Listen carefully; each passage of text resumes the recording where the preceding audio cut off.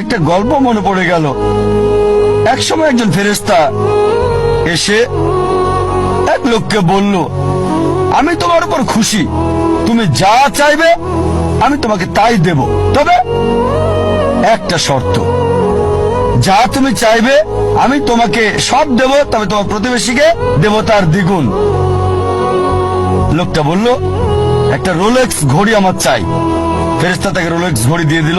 প্রতিবেশী দুটো রোলেক্স ঘড়ি পেল। লোকটি বলল, একটা মার্সিডিজ গাড়ি আমার চাই। ফেরেশতা তাকে মার্সিডিজ গাড়ি দিল। প্রতিবেশীকে দুটো মার্সিডিজ দিল। লোকটি বলল, একটা সুন্দর বড় বাংলো চাই। ফেরেশতা তাকে সুন্দর বড় বাংলো দিল। তার প্রতিবেশীকে দেওয়া হলো দুটো সুন্দর বড় বাংলো। লোকটি পরে বলল, দয়া করে আমার শেষ ইচ্ছাটা তুমি পূরণ করে দাও। কি সেটা? আমার একটা চোখ তুমি নষ্ট করে দাও, যাতে কিছু আমি চোখে না দেখতে পাই। চিন্তা করেন, সে তার নিজের চেয়ে প্রতিবেশীকে নিয়ে বেশি ব্যস্ত। তার জীবন সহজ কিন্তু জটিল সেটা ভাবছে না সে। প্রাচুর্য কি দারিদ্রতা যাই থাকুক, সে বেশি চিন্তিত তার প্রতিবেশীর চেয়ে ভালো জীবন যাপন করা নিয়ে।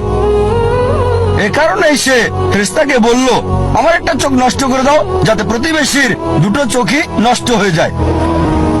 এভাবে আমরা প্রতিবেশী কেন্দ্রিক।